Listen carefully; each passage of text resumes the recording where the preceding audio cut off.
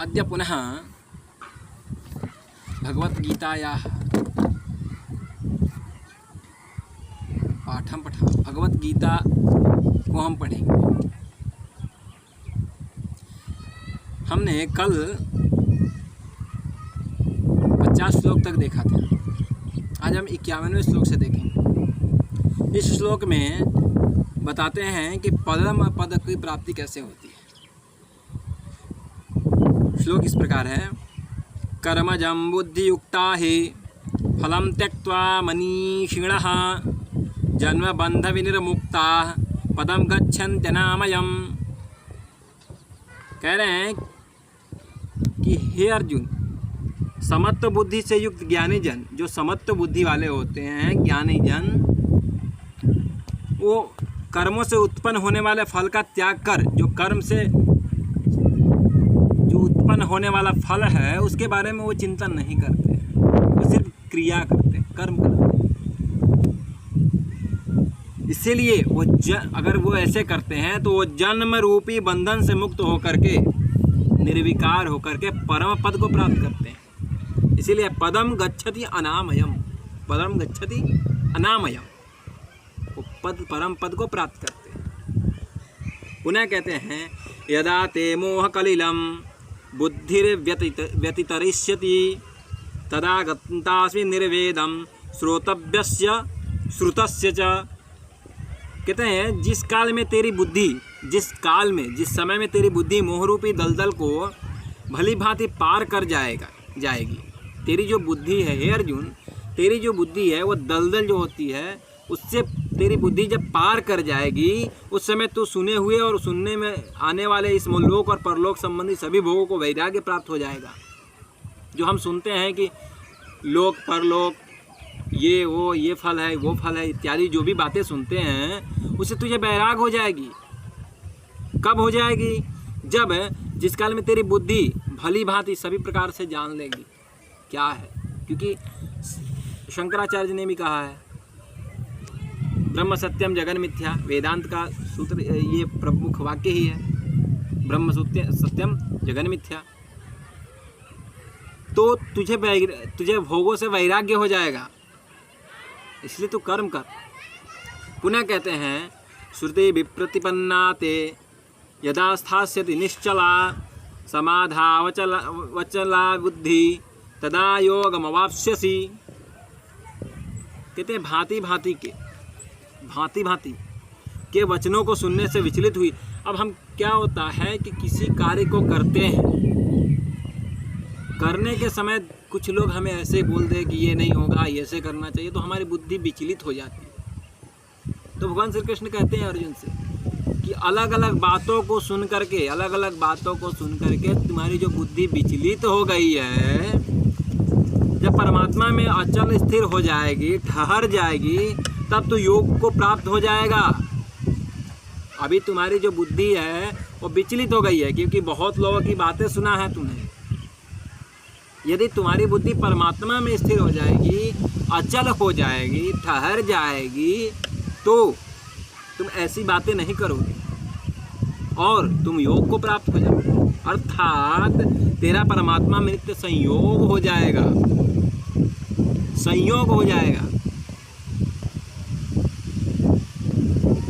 अब फिर पुनः कहते हैं, अब यहाँ तक जो है वो भगवान श्री कृष्ण अर्जुन के प्रति कहते हैं।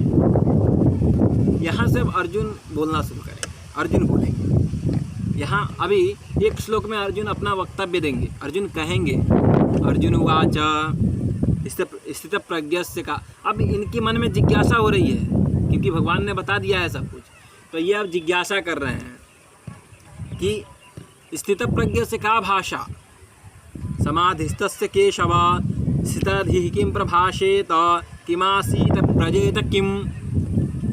कहते हैं, अर्जुन कहते हैं, हे भगवान, हे केशव, हे परमात्मा, समाधियों में स्थित परमात्मा को प्राप्त हुई स्थिर बुद्धि पुरुष का क्या लक्षण है?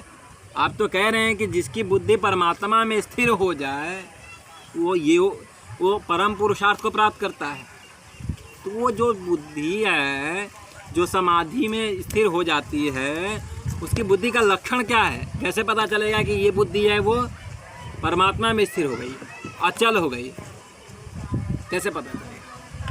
वह स्थिर बुद्धि पुरुष कैसे बोलता है? क्या वो बोलता भी है? जिसकी बुद्धि परमात्मा में स्थिर हो गई है वो बोलता भी है क्या? उसका लक्षण क्या है? कैसे बैठता है? कैसे चलता है?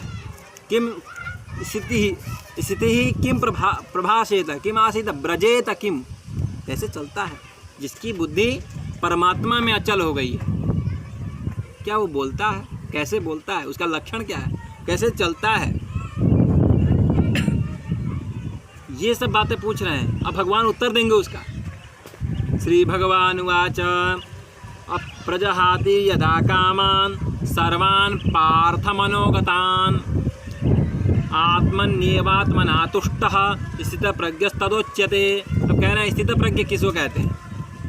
भगवान बोलते हैं हे अर्जुन, हे पार्थ, उन काल में यह पुरुष मन में स्थित संपूर्ण कामनाओं को भली भांति त्याग देता है।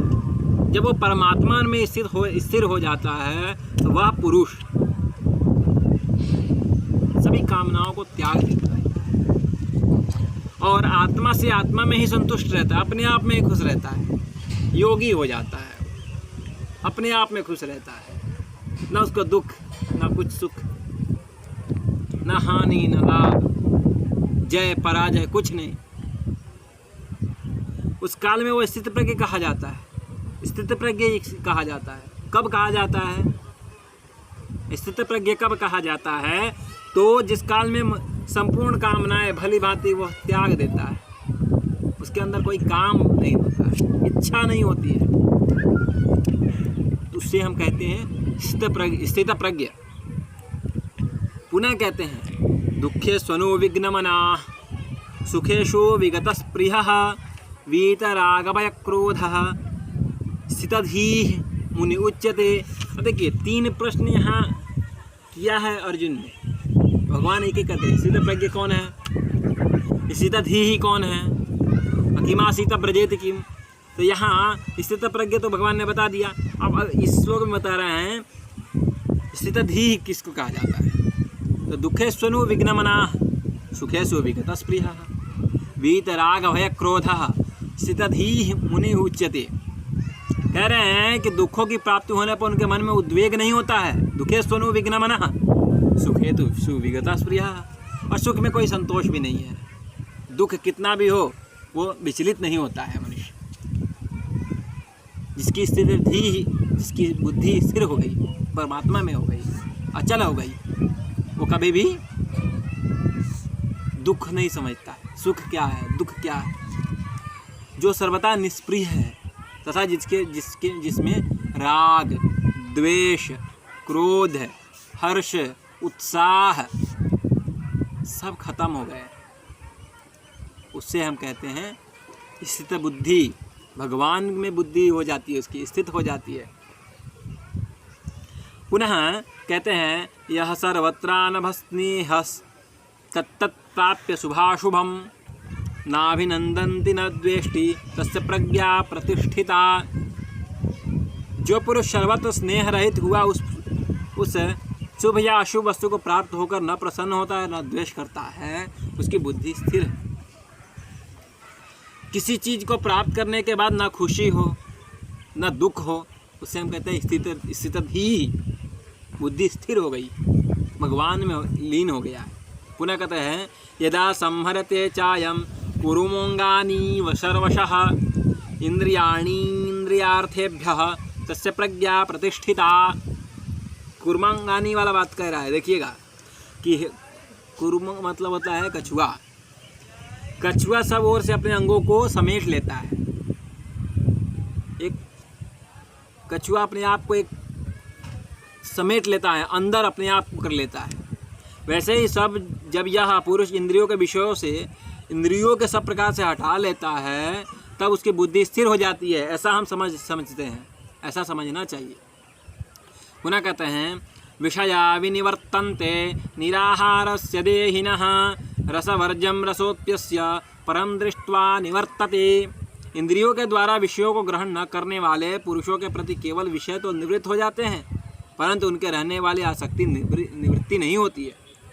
इस स्थिर प्रज्ञ पुरुष की जो आसक्ति भी परमात्मा को साक्षर करके निवृत्त हो जाती है।